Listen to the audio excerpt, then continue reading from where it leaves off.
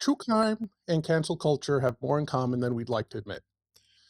Both reward a fast verdict, but they're not always necessarily correct, right? We want the villain identified, the motive simplified, and the case closed before the facts get a chance to be inconvenient at all to us. Nancy Rommelmann has spent years reporting on people the public finds easy to condemn, from John Wayne Gacy to the subject she covered in To the Bridge. And in the midst of the Me Too movement, she found herself the target of a public punishment campaign. Look, freedom of speech is not freedom from criticism or consequences. But when the judgment outruns the understanding, who gets harmed, who gets protected, and more importantly, who benefits?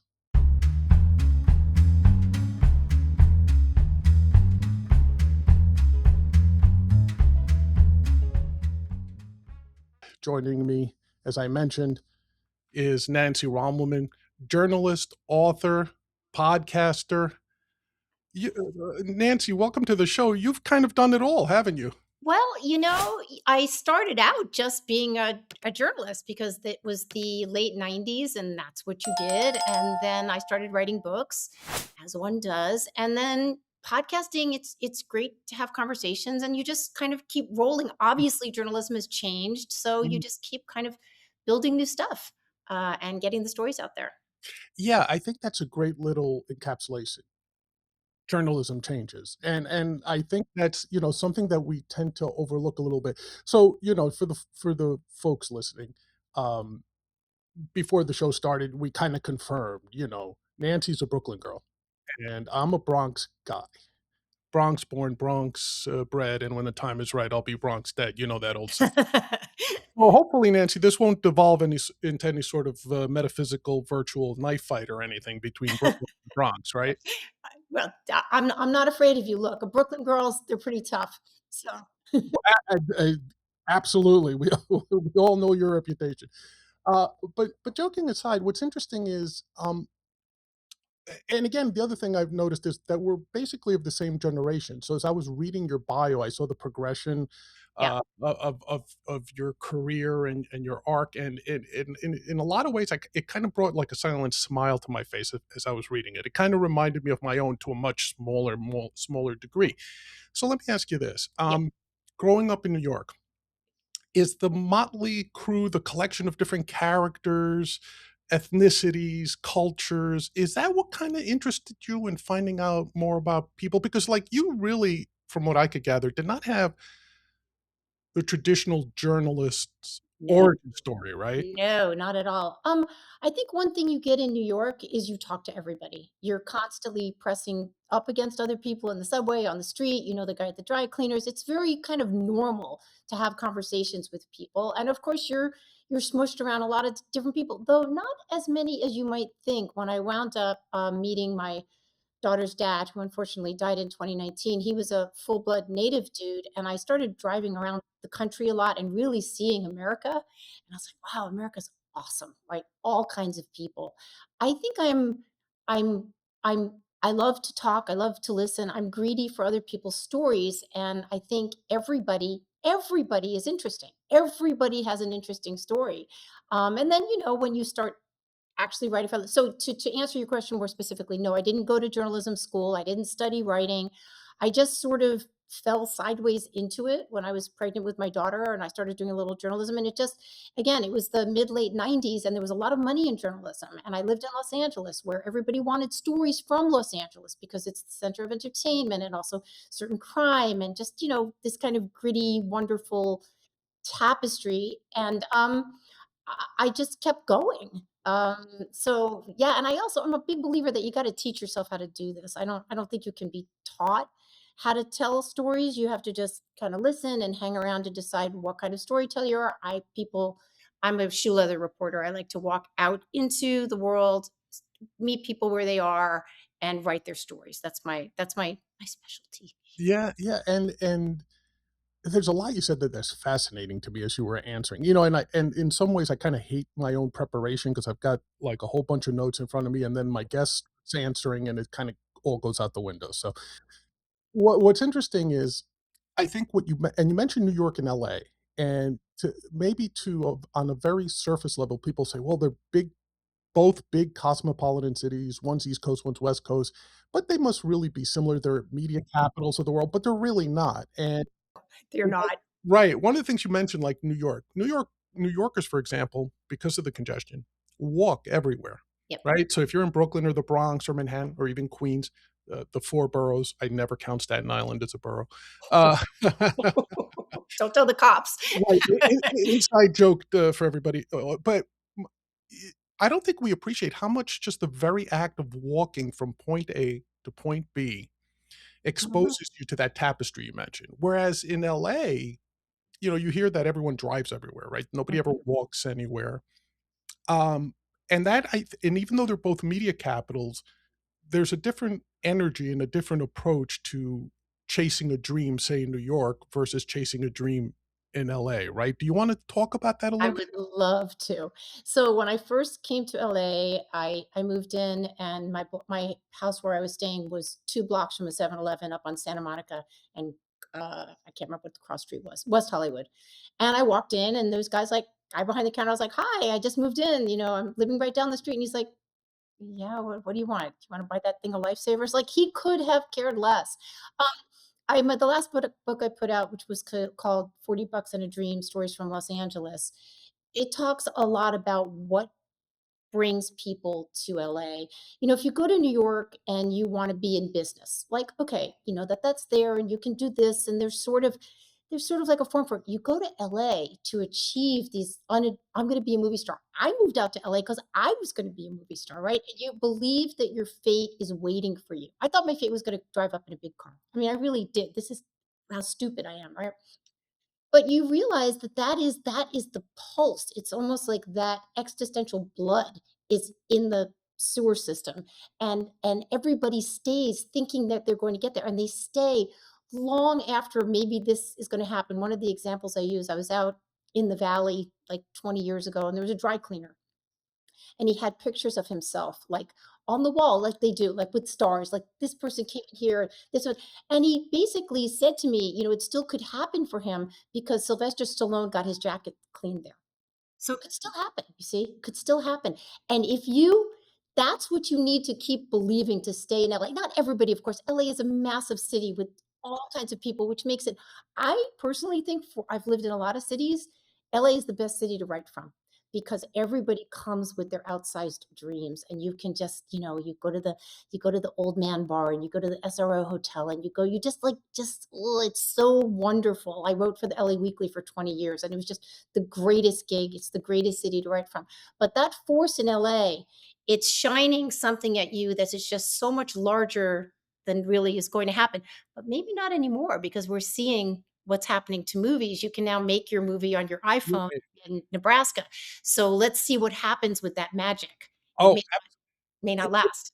yeah, that's a topic for the end of this show because I think what you just hit on is an amazing, sort of transformation, and it's been happening for a couple of years, but I think it's picking up steam. But about what you said about LA, would you say that comparing the 2, would you say that LA is where you go to have your dream find you, whereas New York might be the place you go to grab your dream? Because the way you described it, if I wanted to become a Wall Street magnate or become a big time publisher in New York, I go there and I'm gonna hustle my way to the top.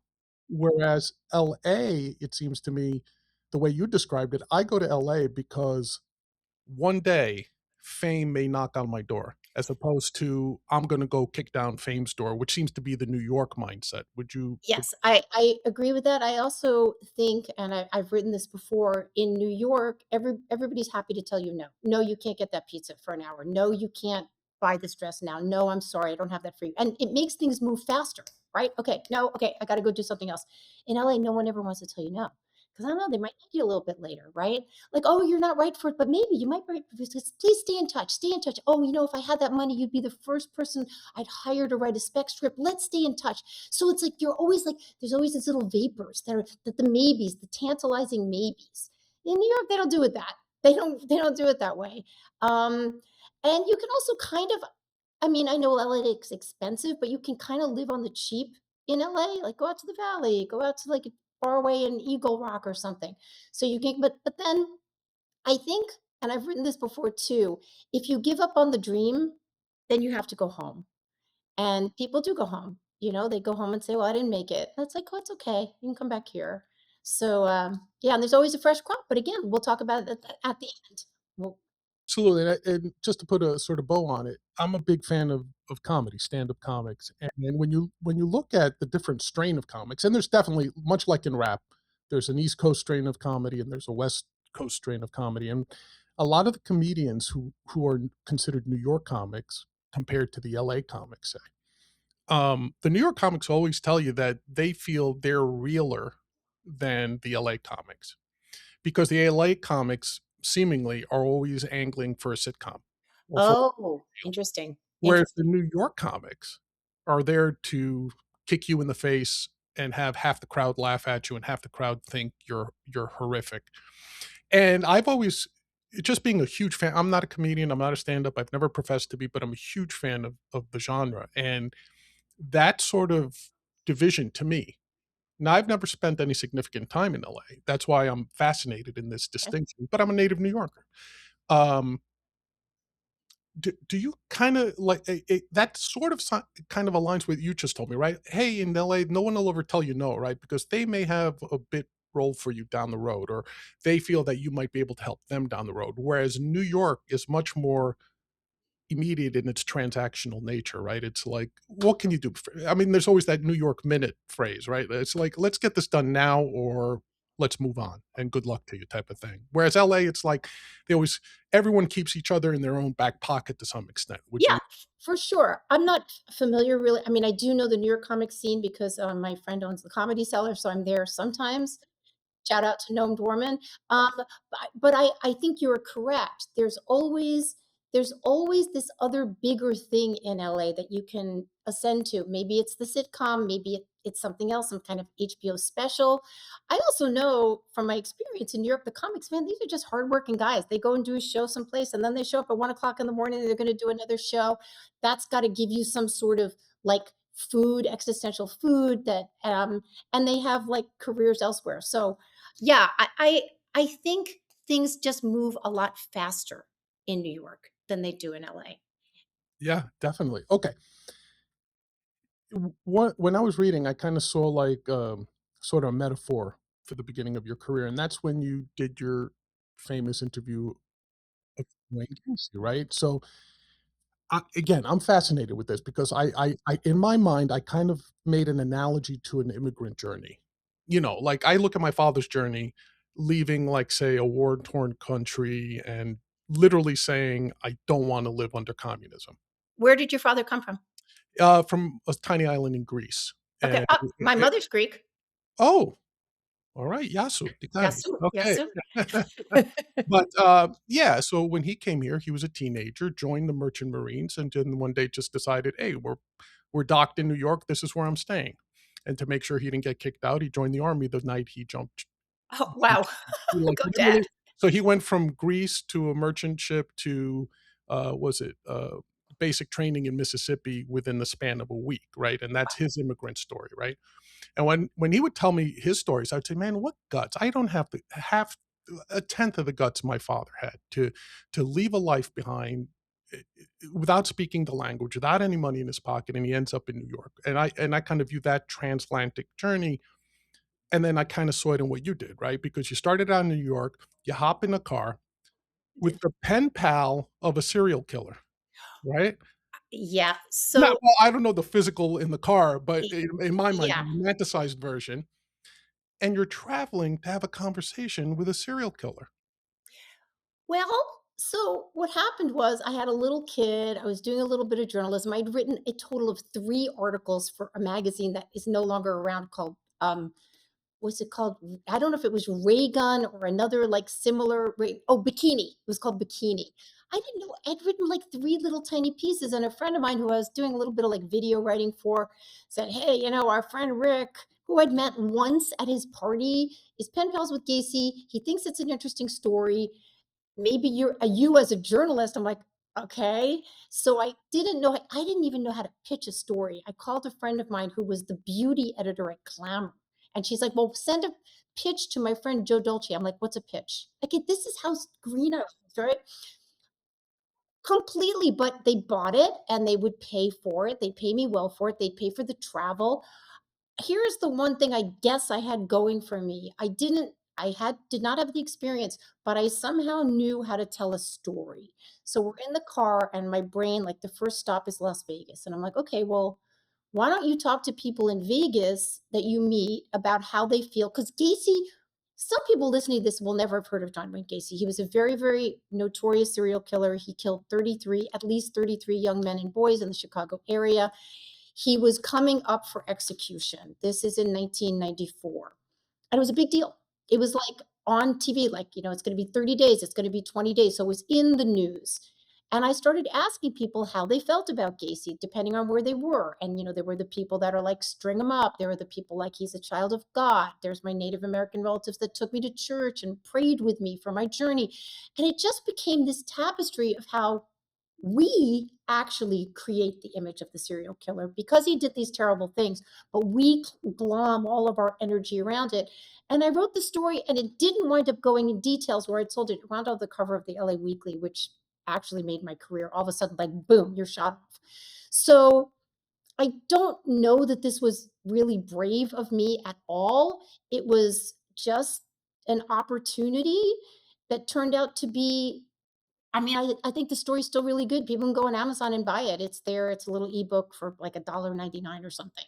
Um, I'm not I I don't take any particular pride in this. It just was a good story, and I was able to do it, and I'm glad to do it. And he was interesting for me. I've wound up writing since then about a lot of sociopaths, like the charming ones, the hucksters, the con men, the murderers. It's like a cottage industry for me. And he was the first one that taught me, because observing him, how charming they can be. And there's parallels in every facet of society to the charmers. Sometimes we may call them con men, we may refer to them as BS artists, hucksters, something like that.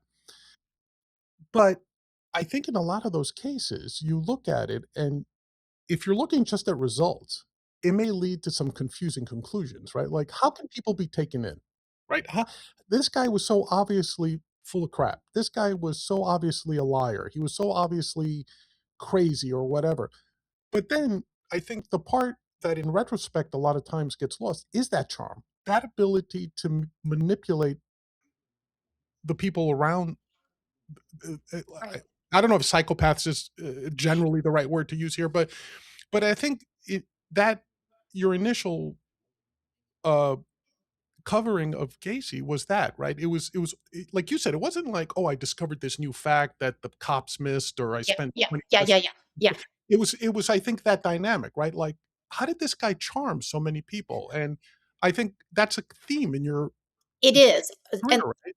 let's just address Gacy for a second. In order to bullshit people, like, I can't walk up to you and say, "Hey, I'm the head of Exxon. Hey, give me your money." Like, be like, "Who are you?" Like, make me a sandwich, maybe. But if you're going to be a successful con artist, you have to have enough legitimacy in there that you can make your way. Also, here is the terrible and terrific talent of the sociopath. They make you feel like you're important. Everybody wants to feel important. Everybody wants to be flattered. Hey, you look great today. Love your glasses. By the way, did you know that we can go down to this place and do this thing? And all of a sudden, I've already like gotten you, I've ensnared you. Gacy was a contractor. He needed guys to work for him. He would get these teenage boys or older teenage boys, young 20s, and say, "Hey, I got a job. Why don't you come over tonight and we'll talk about it?" He had a rec room. He had stag films back in the day, right? These smutty films that he would show. Hey, and now they're like 16. He's giving them a beer. They're watching some smut. This is kind of exciting and it's kind of fun. And he's like, "Oh, look at these cool things. I have these trick handcuffs." And he would put them on himself and say, "Yeah, but what you do is you click it here and it gets you want to try them." Yeah, done. They've walked right into the trap. Right. And it works, especially like, you're not going to do this to a 65-year-old executive. You're going to do this, you're going to pick who you believe is going to be susceptible to this. I Right. think this happens all the time. It happens with, why do we advertise, great mascara to 20-year-old women? Because they're the purchasers of mascara. So sociopaths are able to do this. They're able to clue into who is going to fall for their scheme. You make them feel important, and then you pull whatever it is that you're going to pull. Do you feel that there's levels to that sort of manipulation? For and what I'm thinking of, right, is it's one thing to say, here's an established audience, and say on a benign level, right? Say for a marketer, here's a defined audience. I'm going to get into the head of that collective head of that defined audience, and I'm going to say, this is what appeals to the 20-year-old. You mentioned the 20-year-old girls, right? Mascara, or again, since I'm not that good of a charismatic person or that much, I have no idea what 20-year-old girls. But a marketer who understands that obviously would, right? Yeah, I've always felt the greatest con men don't have a predefined target audience. They, within seconds of meeting you or minutes of yeah, meeting you, yeah.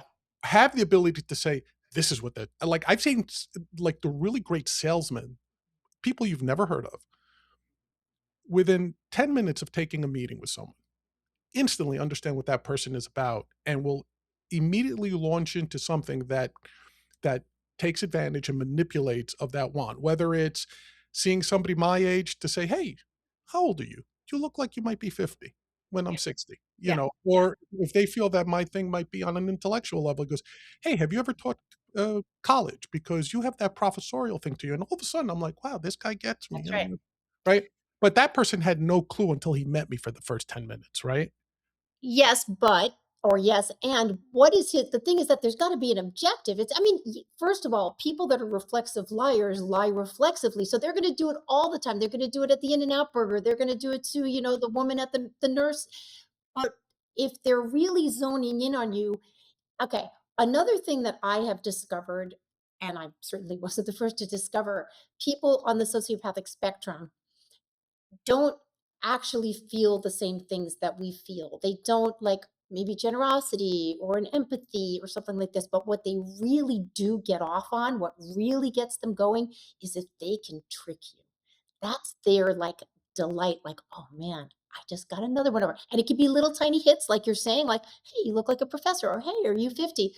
But what is the I mean, yeah, maybe they just do it all day long, but when they want something from you, I guess they have to decide what that is. Do they wanna take your life? Do they wanna sell you a car? Do they want to, whatever, have you, I don't know, commit sex acts for somebody else? I don't know. But there has to be an objective. Otherwise, you're useless to them. Another thing the sociopaths will do, once you're of no use from them to them, you're dead to them. They won't even, you will, I've had this actually happen to me. They look at you like they've never seen you before. And you It's feel that's not yet another manipulation tactic. Do you think that's a sincere they do you think there's a switch that literally says, "Who is this Nancy?" As opposed to, if I ignore her. That's a very interesting point. I hadn't thought about it that way. Yes, and I also believe they're on a trajectory. They've once I'll tell you the story of what had happened to me. I was actually writing the book To the Bridge about a woman who threw her kids off a bridge. Her husband in the book I felt was on the sociopathic spectrum. And I would, in the middle of writing about this, and I've written about Gacy and I've written about other people that have been sociopathic, and I go to buy a car. And I'm in the car dealership, and my husband is sitting over here, and the guy is just charming the pants off me. He's Greek, tells me he's Greek. He finds out I'm a writer. He's like, "Oh, I read The Economist every morning in German." I'm like, "Wow, this guy's a real intellectual." We start talking about bars that we like I really, and I decide when I go, he gets a contract, we're going to do the thing, the payments, blah blah blah blah blah. I leave the car dealership. I'm going to get the car the next day, and I say to my husband, "Wasn't he charming?" And my husband's like, I'm he wasn't targeting my husband. And when I Mm. went back the next day to get my paperwork, it wasn't, I had signed papers that was not for the rate that he had promised. But when I went in to get it from him, he looked at me like he had never seen me before in his life. Now, he'd already gotten what he wanted from me. So was it that, okay, I don't need her anymore? Was it an actual switch that's like, you're zero to me? Maybe both. Yeah, Maybe yeah. both. Because I've seen people on much smaller scales execute that tactic. Like, um, a friend of mine who was the world's greatest pickup artist. right? And, like, on the surface, you'd be like, "Yeah, he's a good-looking guy, played professional football," you know, uh, if you had, to carve out from a Greek statue, he was the living Greek statue type of thing, but he also had the combination of savvy and ignorance that made him irresistible to women, you know? Like, he could go to the hottest model in the bar, look at her and say, "You know what makes you attractive?" And she would expect this compliment to be like, "You have the strangest voice I've ever heard come out of the mouth of a woman." And then he'd just turn around and walk away. That's called negging, right? He Well, negged her. now we talk that naked. I'm talking Yeah. about 30 years ago when we Okay. were out of college, right? Or, he would belittle someone or compliment someone. He could turn it either way and just leave them just enough to want more. And as a career, he became a great salesman, right? Yeah. Like, that's the typical salesman, right? Yeah. Yeah. So that's very interesting there that, yeah, I do agree with you. Whether it's an inherent psychotic switch or not, or deliberate move, I think, well, maybe one day we'll find a psychiatrist or psychologist Yeah. to let us know. Okay. Excuse me. In the times that you started establishing your reputation as a Mhm. journalist, well, first of all, let me take a basic step here. Are you a journalist or are you a writer? Uh, I'm a reporter and a writer. Yeah, I mean both. I mean, yes, I do. For many years, even after I was making my living for like 10 years as a writer, I was hesitant to call myself that because I thought it was so awesome. I thought it was such an awesome thing to be. I'm like, well, I couldn't possibly. Finally, my sister-in-law's like, Nancy, sorry, can we curse? You're a writer. Like, stop being such an idiot. So I guess both because I do a lot of different kind of writing. So, but yeah, basically, my bread and butter is as a reporter. So So you're more the, gumshoe in the film noir with the fedora and the trench coat and all that, right? yes, I never leave the house without my fedora. No, it's really funny because one thing we might talk about, I did a lot of protest reporting in Portland in 2020, and I was out there, getting tear gassed and, getting roughed out and talking, telling stories from the site. And I had a lot, and I'm not saying this to blow my horn at all. I had a lot of people saying, "Thank you, thank you, thank you for actually doing on the ground reporting." I'm like, "But isn't that how you're supposed to report?" But that's not a lot of times that's not how it's reported anymore. But yes, I am an old school shoe leather reporter. Okay. Yes. Okay. Fantastic. Okay. So you just triggered 2 more questions in my head. Sure. One is, did you ever have any sort of thought of being, say, a war correspondent? Did you ever, like, say, I would not rather, I wouldn't mind reporting from the ground in Iraq, given that you wanted to be this sort of in the middle of it? Well, I had a little kid. So it's just like I'll never go skydiving because I got a kid, and if something goes wrong, I say, "How'd your mother die?" "Well, she was skydiving for fun." But I have. I reported from Ukraine because my daughter's grown now. I've reported from Ukraine. I've reported from Israel when the war started. I've been tear gassed so many times I can't even count. I've been roughed up. But no, I have not been a war reporter. And there are definitely female war reporters, and good for them. I'm not sure. Like my Sebastian Younger is a good friend of mine, and we've talked a lot about him embedding with different troops. I don't know how easy it would be for a woman to embed. It'd probably be a little more difficult, but, yeah, I haven't that was never a big, like, "Oh, man, I really wish I could get over there." But I do dip into some kinda dicey situations every once in a while. Yeah, yeah, yeah. That's interesting. And then the second thing, which I guess acts as almost a transition also in your career, is where do you stand on reporting versus commentary? Because I think, especially having the benefit of having been way too many years on this earth, uh, I've seen the difference, right? That, or I should say, the evolution or devolution, depending on your point of view. Like, when I started writing, when I was, like, say, a sports, I used to call myself a sports journalist, right? Because I was never interested in, here's the box score, here's who went 3 for 4, right? I was interested in, here's a trend, here's something you could take advantage of if you're a gambler, if you're a fantasy sports player or whatever. That was my shtick, right? And I always loved writing with humor, and that became sort of my style, right? So I never considered myself a reporter. I was always a commentator in my mind. I was a writer and a commentator. I don't think that's where your starting point was. Like Me you said, too. you're a gumshoe, you like leather, pounding the streets, the sidewalks, and things like that. How do you see this evolution in or I should say this progression away from that what you did originally to what we see a lot of now, which is I'm going to give you my opinion on what's happening. Right, right. Okay, a couple of things. So I was always lucky to always have a column somewhere. So yes, I might be going out and doing a Gacy article or spending 8 months in a cop bar and writing a long feature. But like you also have to put bread on the table. So I always had a column. I had a nightlife column in LA. So, and that was always a story like you're coming out with Nancy. That's not commentary, but it's first person. It's funny. It's fast. It's 750 words, whatever. I have had a lot of people say, "Oh, I'm really like your work because you don't tell me what to think." No, I don't think it's my job to tell you what to think. But you do have to remember that I put the story together. Yes, I might have spent 3 months out there, but then I had to decide how to put the story together to deliver it into a form, not to make you think something, but the form that I thought this story should take. Definitely, it's your bias and your point of view, right? Yes and no. Like I don't want to know everything. My favorite stories are when like I'm like, oh, when I the example I my former editor at the LA Weekly, let's say she said, "Okay, Nancy, go out and bag me a bear." And I came back with an antelope. She'd be like, "An antelope." Like, we don't want to know what the story is. I want to go there and have the story tell itself to me. I want to be surprised at what's actually happening. But I you have to remember, as a reader, I did put this story together for you. So it's I'm not steering you someplace, but I am like if you and I go and do the same exact reporting, we're not going to write the same story.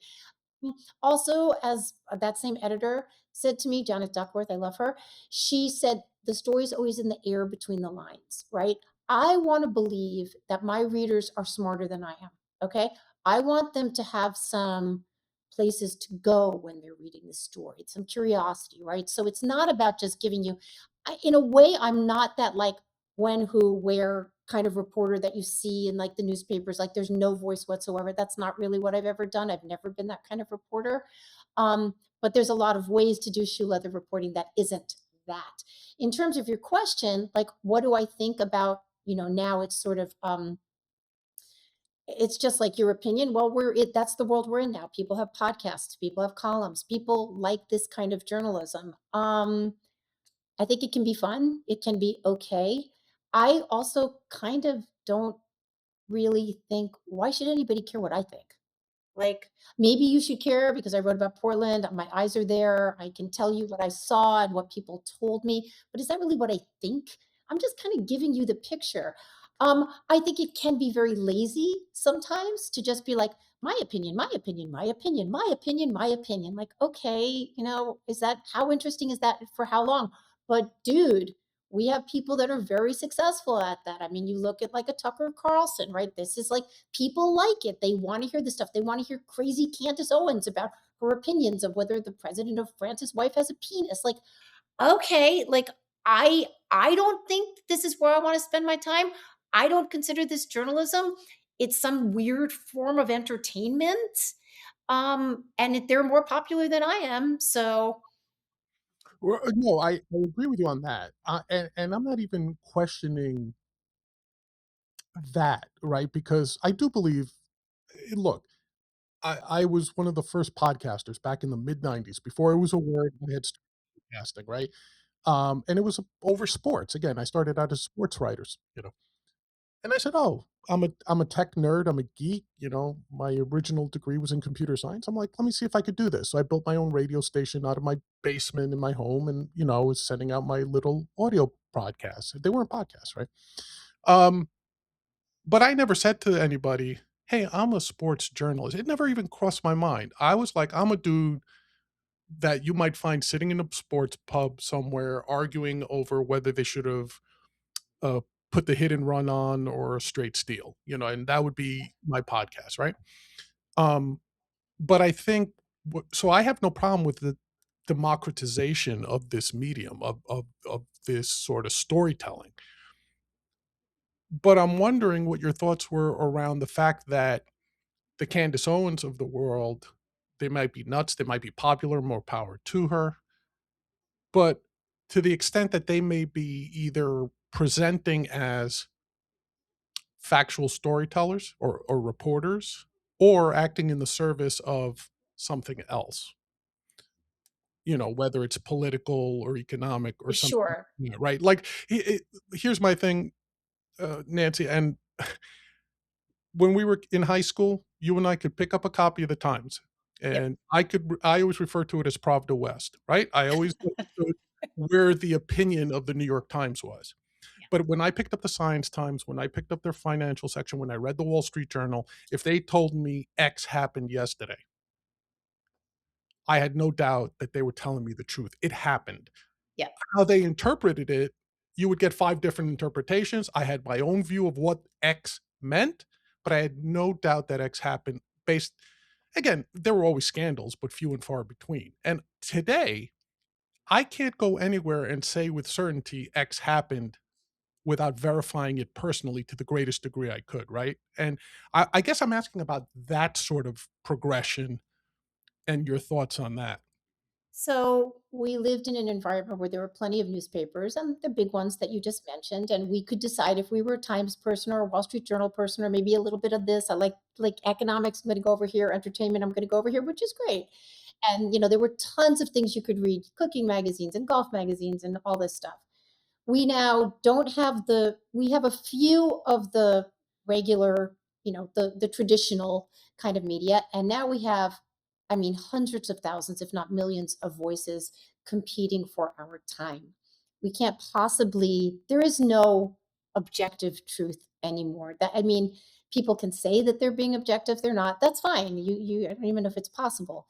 Um, I think it's a lot of noise. And I think, especially for those of us who prize our time and prize reading books and then having a life and touching grass, you have to just decide, you know, I'm going to read somewhat broadly because I want to make sure that I'm getting a good, especially for me. Like if I have a podcast, Smoke 'em if you got 'em, and our friend Mike Pesca, who I'm sure you know from the Gist, he nicknamed me Knee Jerk Nancy because I can get pretty pissed off about something, and then later I find that I was maybe wrong about a fact or two. So like I got to be careful.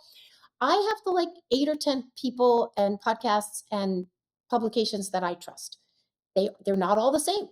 Some are pretty liberal, some are really conservative, but I feel that I'm getting a round story there.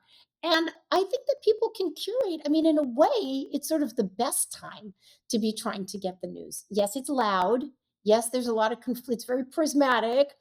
But I think that if we want to not just be like rabidly left or right, we really have the opportunity to do that. And that's kind of fun. I'm always excited about where the media is going. I know it's sad that we don't have, that Vanity Fair is not paying $5 a word anymore. Believe me, it makes people unhappy. But it's also really fun to create stuff. I mean, you did it in the 90s with a podcast. I've had a podcast for 4 years that is doing pretty well. Like you just can do it. So Right. that's pretty fun. I want to always be optimistic about where we are going in terms of media creation. Yeah, and again, I said to me, I'm conflicted over it because I do agree. The fact that anyone can set up a podcast, set up a website, do their own, publish their own books, is exciting. I do truly, I love that. At the same time, I'm like, we're, let me sort of expand a little bit on this then. Do you miss the so-called gatekeeping at all? And in that sense, what I meant was, if you were a journalist, if you were a writer, you just said, "Hey, Vanity Fair used to pay $5 Yeah, a word." yeah. When I was writing articles for Sports Illustrated, I knew there was a check coming and all that. I love the independence of not having an editor other than myself. I love the independence of my own publishing schedule. I love the independence of saying, Nancy Rommelmann seems like someone, maybe she's another one of those reason gals, and I'd love to talk to her, good luck with them, and I don't have anyone telling me you can't do that. So I love that aspect of it. But on the other hand, there are no more Vanity Fairs the way they used to be, New York Times the way they used to be, Wall Street Journal. Yes, it was gatekeeping.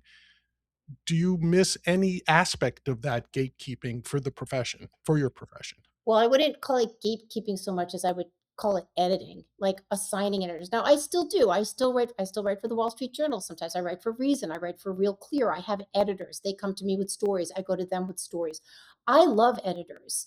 I love working with editors that are smarter than I am, and they're like, "Okay, this is great, but how about Did you think about this? Oh, awesome. Let me go back and try to figure that out and make the article even better. I really love that. Do I love also having a Substack where I can just write my own stuff? Sure. And podcast, no one's going to tell us what to say. Yes, absolutely. But I do love the editor writer experience. And so I used to have more of that. I used to have more of that because there were more publications. And I was a successful freelancer, so I could do that. So I miss that a little. Like I said, I still get a chance to do that. So yeah. As you see the evolution of the business, do you see sort of like you said, you mentioned a couple of Reason or the Wall Street Journal or the New York Times or the LA Times or whatever. Um, do you see them continuing in some format? Do you see them slowly being washed away? They're Is being it washed away. They're being washed away. I mean, look at where the LA Times is a great example. The LA Times used to land on your doorstep like a phone book. And I go to LA very frequently. I'm going next week.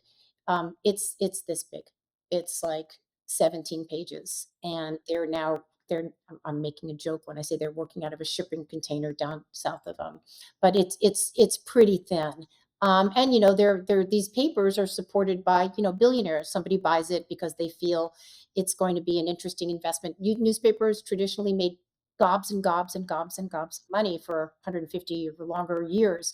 Now they really don't. You have a few that are. I mean, the New York Times is still very profitable, and one of the reasons is because of the games and because of the New York Times cooking app, which I love and I subscribe to.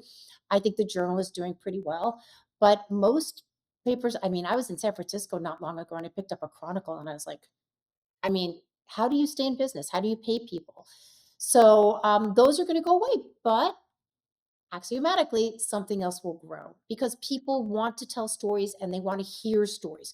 The kids are using TikTok. That's how they're getting their stories. I can't even comment on whether that's going to be a good thing or a bad thing because it seems to me like I don't know if I want to hear 30 stories in 7.5 seconds, but you know, that's what they want to create. They're going to build what they're going to build. And, let's see what it is. yeah, I guess it's sort of like when punk rock hit, it's to the guys who spent their whole careers learning how to play guitar properly or how to play the piano properly, to have 4 kids in a garage bang out a like the Ramones banging out a under 2-minute song and having people dance to it for 2 minutes. A half-hour set had 50 songs in it, to those guys, punk rock was like, "This isn't music. I don't know where we're going, but this isn't music." But people loved it and still Yep. do. And then Yep, something else comes along. I yep. remember when my daughter was a young teenager and she was listening to something like the Spice Girls. And my husband was like, oh, this music. I was like, don't do that. Your mother listened to Flipper with you. So don't do that. Right. Yeah, yeah, I agree with you. You have to avoid being the person who's always, "Ah, back in my day." Yeah, Yeah, back in my day. you gotta avoid that, you gotta avoid that. Um, Another thing that I think a lot of people associate with you is that, freedom of speech, that she's a free speech warrior, free speech absolutist, which, of course, I admired the hell out of. But you did get caught up Yes, I did. like, for people who know, it was an infamous sort of, uh, Yeah. I won't say incident, I'll say situation. At the height of the Me Too movement, um, you and, oh, Leah, what's her McSweeney. Leah McSweeney. McSweeney, I'm sorry, Yeah. It's okay. had a podcast called Me Neither, hashtag Me Neither. Yep. And this is where you challenge some of the narratives Yeah. with the Me Too movement. Yeah. Yeah. Uh, I remember during that time, I approach it not as a serious thing, but as a comical thing, right? So I would say, I would do something called, say, Back to the Stone Age, right? And it was 2 men making toxic masculinity acceptable again, or something like that. But it was approached from a real comedic point of view, that to the point that anyone watching it would be, these 2 guys are just assholes trying to get a laugh, right? Um, but that wasn't what happened with your thing, right? You were trying to cite, like, look, the way I understood it, and a lot of the stuff is either not available anymore, or you can't find it. But from what I recall, it was more like, look, it's not automatically a case of every accusation is a determination of guilt, Sure. and you were challenging stuff.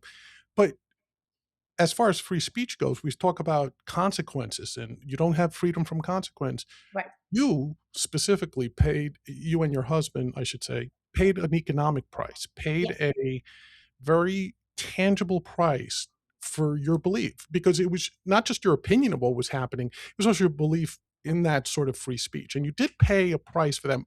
I would say perhaps more so than Leah did, Oh, um, for sure. For sure. right, for Yeah. sure.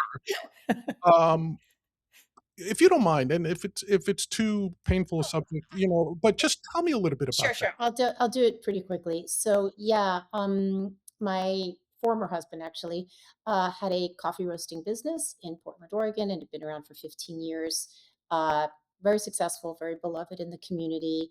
Um, it In 2018, I had a pretty big book come out, which was To the Bridge. It was like very splashy on the cover of the paper. So I think we were kind of well known, or big fish, small pond. And in 2019, I met this woman, Leah McSweeney. She's a writer. She had a clothing company. She went on to be a real housewife. We were both writing about the fact that Asia Argento, director, Italian actress, was now one of the sort of faces of Me Too, along with Rose McGowan. They were like really out there. They were getting a lot of sunshine for trying to bring attention to Me Too. And there's really nothing wrong with that, except that Argento had been the girlfriend of Anthony Bourdain, who had now recently committed suicide. And it turned out that he had been paying off a young man that Argento had slept with when he was underage. And we were like, and then she lied about it. She's like, oh, no, no, it was all a lie. This is not true. And then the kid released photos of them together in bed. And Leah and I were like, she was writing for, I think, for Playgirl or something, Penthouse, something, and I was writing for Reason. Like, maybe this is not the person you want as the face of Me Too. Like this, like it's probably not a great idea. We were writing in the same vein, so we decided to have this little video podcast. It was terribly produced. Just doing it on YouTube. We're looking at each other, throwing our hair around. So we did that. We talked about due process. We talked about like, listen, anybody who is arrested or accused of something, you have to do due process. And yes, sexual assault victims have been, for years, women have not gotten their due. You've got 10,000 rape kits waiting, and everybody's like, oh, how short was her skirt, which is crap. But also, you also have to say, like, well, if you accuse this guy of something, you got to bring it to court or something. And that just wasn't happening. Okay, whatever. We do a couple of episodes, we cover, the Brett Kavanaugh hearings, talk about Harvey Weinstein, blah, blah, blah. And then a former employee of my husband's who had left unhappily decided that my podcast was vile and dangerous to the employees of the company.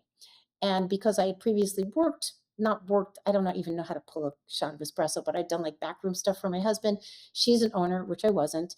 But she brought this to the press in January of 2019 when Me Too was very, very like, you don't do this. Now, meanwhile, I didn't think what we were saying was that inflammatory or even that like, I mean, this is how people talk. I have to tell you on Smoke 'em If You Got 'em, the podcast I have now, we talk about this stuff all the time. And nobody blinks an eye. But we were a little ahead of the curve. And because Portland's a very progressive city, it's a very young city, it caught fire. And the press kind of ate it up. Also, as I said, my husband was kind of well known. I was kind of well known at the time, and they had a field day and it caught fire. And Yahoo News picked it up, and it just kept getting bigger and bigger. And basically, my husband lost his business.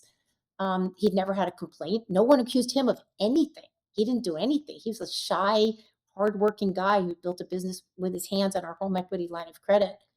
But people wanted to appear to be on the right side of Me Too. I don't even think people listen to the podcast. It wasn't really very anti-women at all. We just wanted to stand up for due process. And yeah, everything sort of collapsed. So the issue was they really, really hurt my husband a lot. Really, really did some damage. And to our lives. But they couldn't really do that much to me because I wrote nationally and I had a book out and I'm still working. They could give me the stink eye in the bank, which they did. I lost friends. But I got to tell you, I stand by everything we said in that podcast. Yeah, they are taken down. Leah went on to be a Real Housewife of New York for a while, and her people were like, Guys, we really need this. Just we need this taken down." So I did. We took it down. But before I did Smoke 'Em If You Got 'Em with Sarah Hepola, who's fantastic. I adore her. She's my girl. She said before we launched this podcast, we'd done a couple of episodes, but we were now going to get really serious. She's like, I need to see all of those episodes because I really need to know. And she did, and she's like, I don't know what people got so upset about. Well, But it's still a passage of time, right? yeah, it's hard to believe, but that was 8 years ago at the height, I right? know. It seems like Yeah, yesterday to folks like me and you, but yeah, it was a while ago, but while it was happening, yeah. and knowing that you're half Greek, I understand what emotions might be bubbling underneath, but, um, how much of your actions and reactions would you say were driven by anger slash, like, "Why are they doing this to me?" as opposed to, "I'm defending a principle here."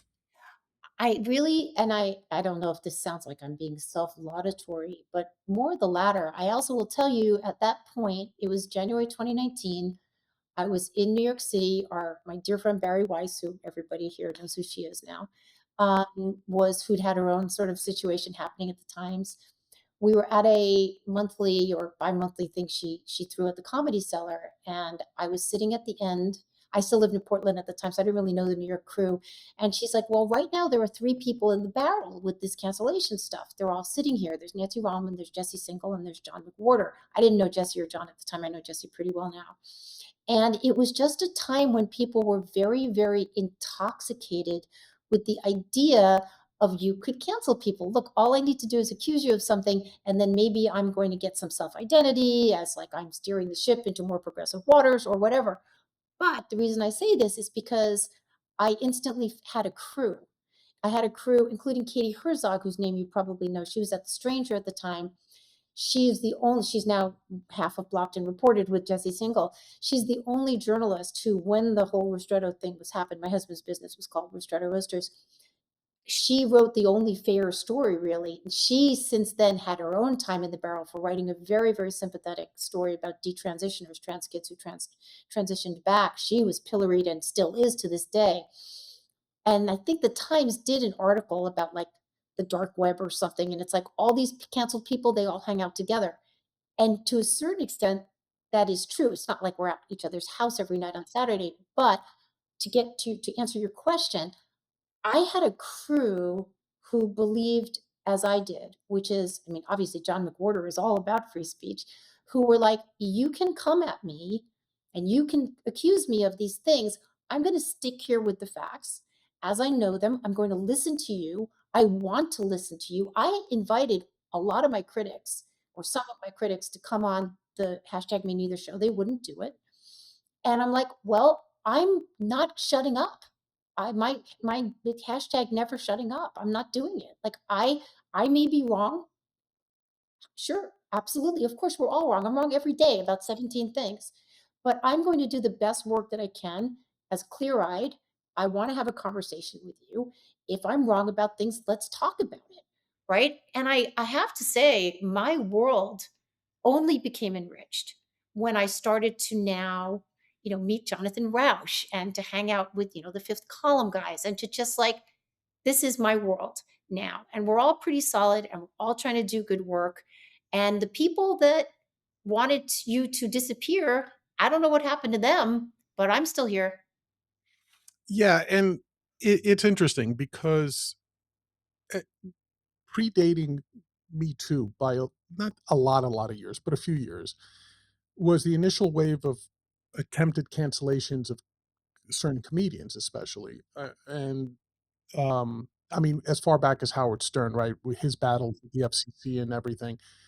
But I think people with Howard Stern, it wasn't anything specific. It was just that, oh, he's outrageous. He's saying borderline dirty, crude, and it was his battle with the FCC, which again at the time I loved because the FCC went from managing bandwidth licenses to determining what can and Yeah. cannot be said on the air, which is a Uh, horrible growth of the federal government, but that's more of a political thing. But right before that, you had certain comedians. The most obvious one, not comedians, but commentators was from Opie and Anthony Cumia. This was right around the time I still had my show at Sirius. Um, got quote canceled, and it happened with stunning speed, like literally over a weekend for an incident that happened in Times Square away from his radio program, nothing that was said on the air. And it was through this new platform, outrage platform called Twitter, right? That over the weekend Mhm. did a picture and made some comments about a person who had assaulted him. Now you could take both sides, like he shouldn't have used that verbiage. He has every right to use that verbiage, blah, blah, blah. But as people pointed out at the time, he had said much worse things on the air Mm. and was being paid to say those things on the air. And then over the weekend, he's gone, right? What I saw there was the whole cancellation thing was horrible. But at the same time, he was in a position because he was such a technophile to say, I'm building out my own studio, I'm building out my own podcast network. And this was at, the bleeding edge of this sort of thing. And he was able to get by on that. Didn't he do Compound Media? Yes, Compound Media, yes. I went on Bill Schultz's show morning, Oh, like, yeah. at least a dozen times. Yeah. That was on 35th Street, right off of Yeah, 7th yeah, Avenue. yeah. Um, yeah, and and I said to myself, well, I kind of respect him. But then what I saw happening in the following years, and to some extent it kind of lingers now, is then that the use of other comedians, lesser commentators was, well, I have a lot more to say, but I don't want to be canceled. And then using the threat of cancellation as a way to bolster their careers, right? So as opposed to you who actually paid a price and your ex-husband who actually paid a price, an economic price, you know, it's much more difficult at that point to say I'm standing by my principles as opposed to someone saying like, "Hey, I feel like saying some really stupid stuff during my act that very few people find funny. If it doesn't pay off, I'm going to be accuse people of canceling me." It then became Mhm. the accusation then became the weapon that a lot of hacks used to promote themselves, right? And then you'd see on the verge of being canceled, 2 nights only at the cellar, blah blah blah. Boring. Like, did you notice that when you were in the like say in the aftermath of the Me Too, after you had really been Um, punished? I mean, did you notice that? the thing I noticed more was a lot of people saying, "Oh, I agree with you, but I can't, I don't, I'm not going to say it. Like, I can't defend you publicly." I met, Heather Hying is married to Brett Weinstein. They were up at Evergreen where he got canceled and this and that. And right when the Ristretto thing happened, she wrote to me. She sent me a message. "Hi, my name is Heather Hying. I see what's going on with you. My husband and I have been through this. I want to know that blah, blah, blah, blah." And I was like, "Of course I know who you are." We had a coffee and she said to me, "When this happens, a few people support you publicly, a few more privately, and everyone else sits on the fence and waits to see which way the wind will blow." So when people, I knew the way my friends and I talked, and some of us who were in media just said it out loud.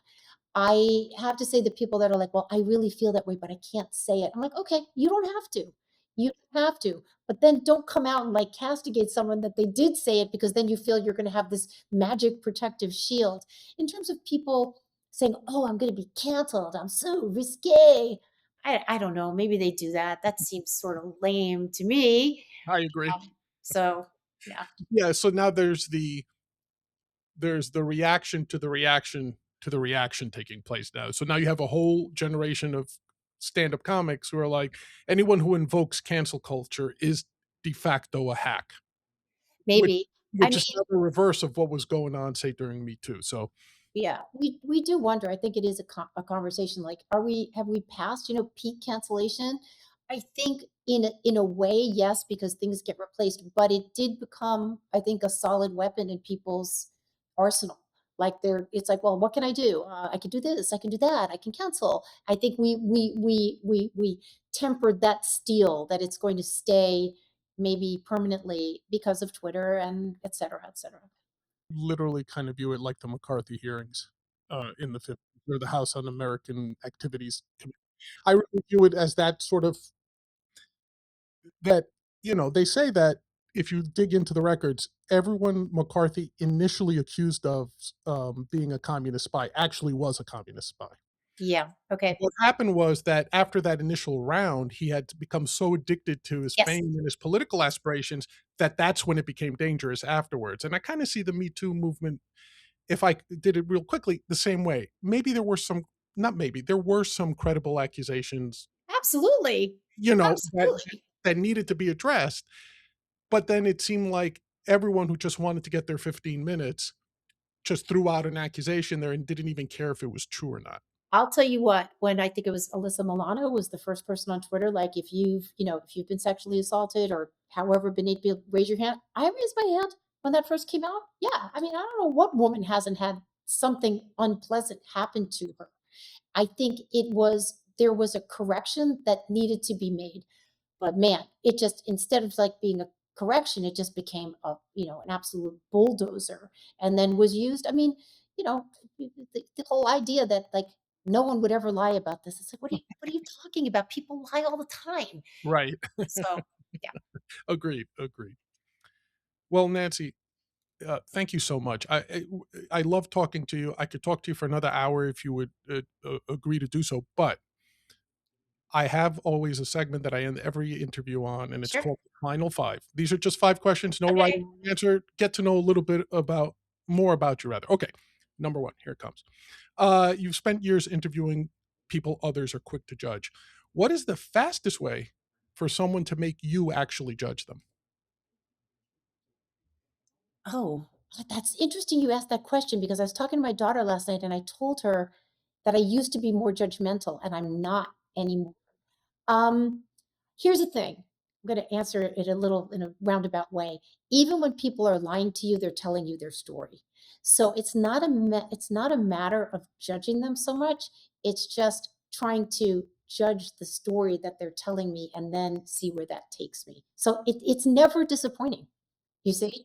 Pointing. Okay. Okay. So you don't judge people, or less so than you used to. Yeah. Okay. The name of your Substack is Make More Pie. Make more pie. So Yeah. the reason for that, there's two reasons. Number one, I am a baker. I have very few talents. I can write and I can bake. But the make more pie comes from a conversation I had with somebody. It's not that there's one pie and we cut it into smaller slices. We just make more pie. So that's what I'm trying to do with the work. Okay. But here's the question I had for you. Okay. What's the actual worst pie you've ever made, and did you serve it to someone anyway? Oh, interesting.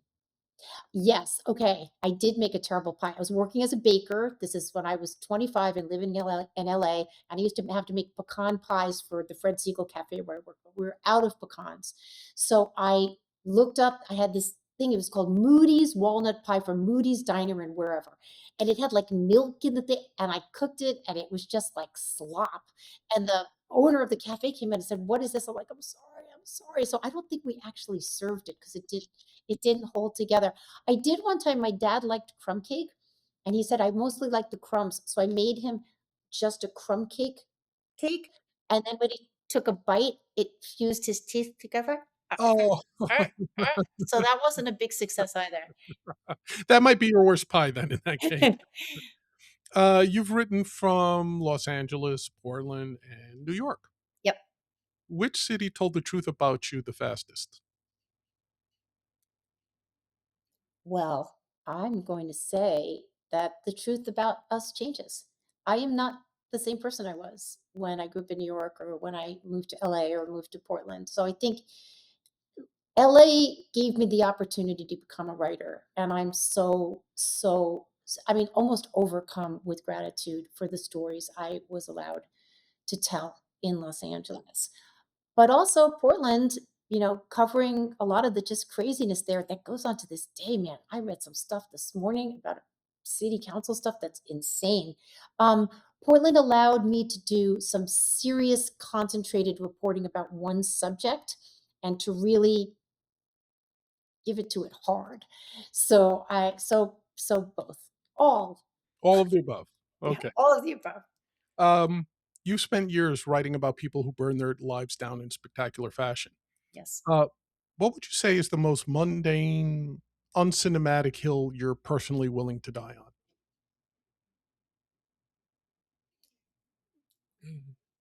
Uncinematic hill I'm willing to die on. What do you mean exactly? Like, w When faced with a choice that could either bring you to ruin or let your life continue merrily on, what's the one thing that isn't necessarily a big idea or something that's cinematic that you would say, "Nope, I'm not budging on this." What hill are you willing to die on? well, the hill I'm willing to die on is my allegiance to my family and my friends. I mean, that's like, I'm not really big into horoscopes. I'm, like, not into horoscopes at all, but the one thing they say about Scorpios, which I am, is that they're extremely loyal. So don't fuck with my people. That's it. That's the hill I'll die on. Don't fuck with my people. So your peeps, your My peeps. peeps. My peeps. When the final ledger is tallied, Yeah. would you rather be remembered as brave, correct, or interesting? And which one of those 3 do you have a little bit of imposter syndrome over? Um, what are they again? Brave? Brave, correct, or interesting? Correct is not interesting to me at all, so it's not gonna be correct.